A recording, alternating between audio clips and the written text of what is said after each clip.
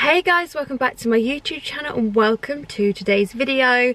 So today's video is something a little bit different and it is all about cervical screening, cervical cancer and the HPV vaccine and virus. It is in partnership with Public Health England and I'm going to be speaking to the fabulous Dr. Bella Smith, also known as the Digital GP. She is so lovely and she is going to be answering all of your guys' questions on cervical screening and cervical cancer, HPV virus, all of those kind of things. Just to give you guys some information, I asked you if you had any questions on Instagram and so many of you gave questions, so thank you so much. I am so pleased to be able to use my platform to speak to health professionals such as Dr. Bella Smith to give you guys the answers that you want and information regarding cervical screening. So let's go and meet Dr. Bella Smith.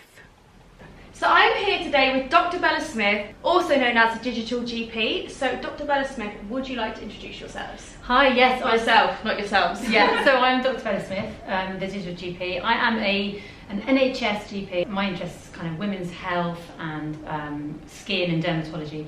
So in my surgery I do all the coils, the implants, menopause, contraception. Right. So I'm really excited to be here chatting to you today. Thank you so much for coming. Pleasure. Dr. Bella Smith also has 2 children, so we've done the whole mum chat before. Yeah, fantastic. Yeah, so let's get straight into it. Yeah. What is a cervical screening? Cervical screening is a test that basically looks at the health of your cervix. So your cervix is the entrance to your uterus at the top of your vagina. Okay. And it's looking for any changes in your cells in your cervix. Okay.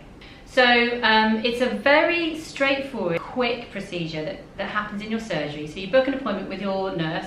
Some surgeries it's the doctor, but it's often the nurse. In our surgery it's the nurse. You go in and you take your bottom things off, you lie down on a couch. It's all very relaxed and she will insert a plastic speculum into your vagina. Yeah. And all that does is just opens it up enough so that she can see your cervix. Yeah. Then she inserts a little soft brush and she twists it one way and then the other, takes it out, puts it in a little pot, takes the speculum out and it's done. And don't worry about how you look down there, whether you've shaved, whether you've waxed or anything. It really doesn't matter. None of us who are trained professionals, we really don't think twice about that. No, of course not. And is it painful? So for the majority of women, it really is not. So, you know, I don't find it painful in the slightest, but there are some women that find it uncomfortable. And it does sometimes depend on whether your cervix is tilted slightly. So some women find that if they lie on their side, if their cervix is tilting back, then they may find it's less painful. But certainly for most women, it really isn't. Okay, fab. How often do you need a cervical screening? So it's from the age of 25 to 64. Okay. So it's 25, it's every 3 years. And right. 49, it's every 5 years. Okay. Yeah. And how come it gets less as you get older? Because the risk goes down. Okay. And you don't need it as often. Okay. Yeah. And the big question, the biggest question I've got from my audience is why can you not have a screening under 25? Yeah, no, that's a really good question. It's really often asked. The reason is that when you are young, under the age of 25, your cervix goes through lots of changes naturally. So if we're testing it, we could pick up a change that's actually falsely positive. Okay. So you could be labelled with cancer or have unnecessary investigations, unnecessary biopsies or even a colposcopy, when actually that in itself would have gone back to normal. So their cut-off is 25, where we know that things start to become more of a risk, and if it is abnormal, then it is genuinely abnormal and it's not false positive. Okay, but people under the age of 25 can get cervical cancer? They can, yeah.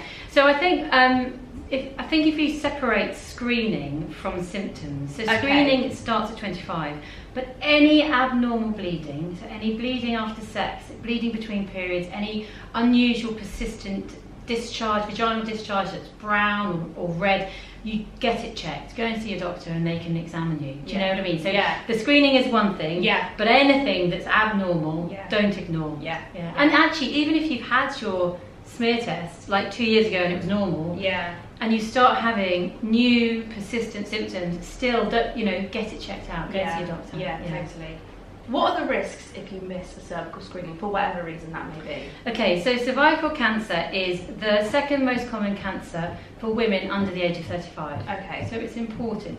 2 women die every day from cervical cancer. Oh goodness, every day. And the problem is we have this fantastic screening, Yeah. but women are not attending it. And so screening is at a 20-year low. 1 in 4 women are missing their screening tests. And if every single woman had their screening test when they were invited, deaths from cervical cancer would be reduced by 83%. That's a massive number. It's massive. Isn't it? So basically, this is a screening test that could save our lives as mums, as, as sisters, as wives, and yet we're not taking up the screening or not attending our appointments. So if you missed your appointment, don't panic, don't worry, just contact your GP and book in. If they say, oh, we're not sure whether you need to wait, you don't need to wait another 3 years. Right. Just get it done as soon as possible. Okay. Yeah. Why do you think women are missing their smears? There's been a great survey that looked at this, and there's lots of reasons, and it's a combination of embarrassment, not being aware, not understanding the significance of cervical cancer, time issues, not getting time off work, or there not being a female doctor. Do you need to prepare for your screening? No, not really. No, you can do it in your lunch break. Yeah. You don't have to go and have a shower. No. You don't have to wax. I mean, literally, just turn up, have it done. We do these things every single day, day in, day out. I think I actually took my children with me once. Yeah. I think I did for my first, because it's that quick and that easy. Yeah. It's just that simple. That's really it. is. They sit on an iPad or... Most surgeries sometimes have a little box of toys. Yeah. Don't they? That's Under it. the bed, and that always gets ripped out. But it is really like that simple. Honestly, it's so quick, so simple. Yeah. And how do you book your smear test? How do you do it? Okay, so you will get an invite. So you'll get a letter in the post that says your smear is due. And you literally just phone your surgery. Now I can do mine online on my surgery. Yeah. But just see how you do it. You either phone or you do it online, and just book with your practice nurse. And they say that you ideally shouldn't be bleeding. So as long as it's just before your period or just after, I think there's a 2-day gap so that you're not bleeding. Okay. But other than that, if you don't have periods, so say you've got the coil and you don't bleed at all, then you can have it any time. Okay. Yeah. Fabulous. Morning, night, whenever. Yeah. Saturdays, whenever they can squeeze you in. Yeah. Do you have any tips for anyone that is going to have their screening on the day? Yeah. Any tips they can just take on? Yeah, so you could maybe wear like a skirt or a long top, if you don't want to sort of strip everything off. You could take some headphones to listen to music. You could take someone with you if you want to. Yeah. But really, most of the time, this is such a quick procedure that it really is nothing to worry about. But yeah, those are some of the tips you could try. Fab. So what is cervical cancer and what causes it?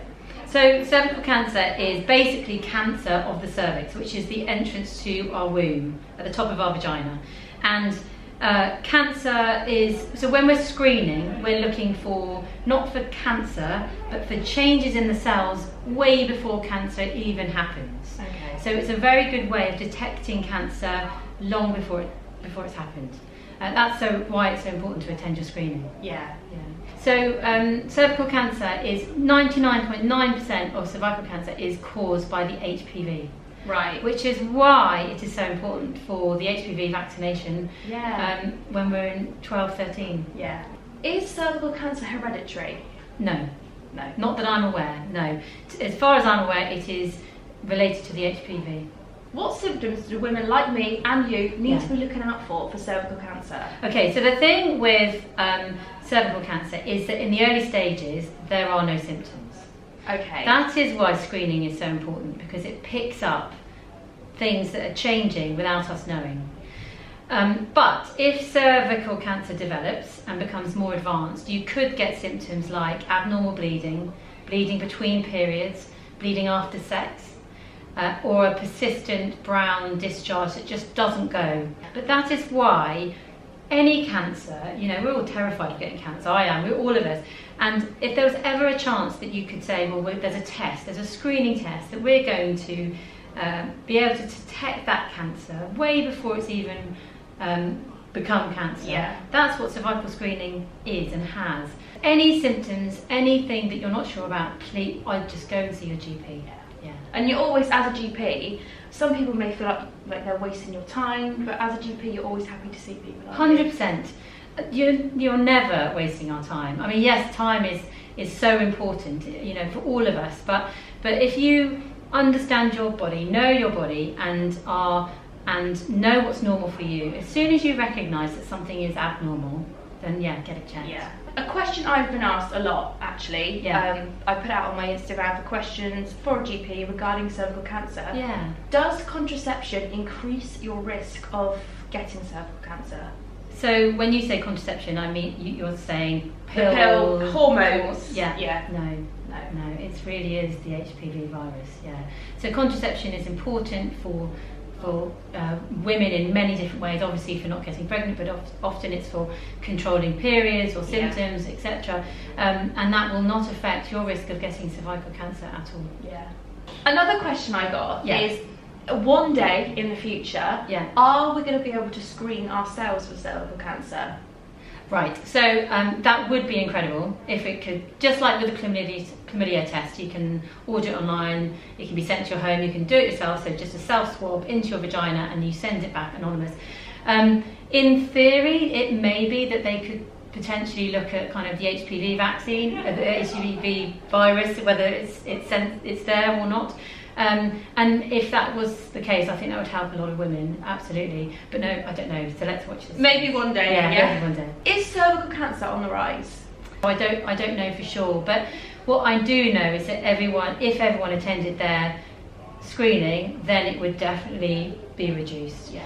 And we're trying now to just encourage women to just book in, have it done. If abnormal cells are picked up in a screening, I know I've had friends it's happened to, it's quite common, I think. Yes, so 1 in 20 women will be found to have abnormal cells, and that does not mean cancer. Okay. That just means abnormal cells, which is exactly the reason why we do the screening. Yeah. And most of those women, the cells go back to normal. Okay. But then there are that few that then need further treatment, and then they get referred for something called colposcopy, which is when they look at the cells closer and maybe remove them if necessary. Right, okay. So you can see from that why it's so important that we are ahead of the game. You know, by the time it's become cancer, then more surgery or whatever treatment needs to be done. So if we can get right at the beginning when the cells are just slightly abnormal and do what needs to be done, remove them, then that's sorted. Yeah. Thank you so much, Dr. Bella Smith, for coming on my channel today. Talking cervical cancer, talking cervical screenings is such an important issue. I have no idea how many people had questions about it, but they really, really do. So thank you so much. Pleasure. Thank you. Dr. Bella Smith also has a YouTube channel, which I will link below, and a fabulous Instagram where you talk a lot about women's health. At The Digital GP, so I will also link that below. Head over and give her a follow. Oh, and don't forget to have your cervical screening. And if you want more information, go to the NHS Cervical Screening website. Thank you so much for watching, and I'll see you guys soon.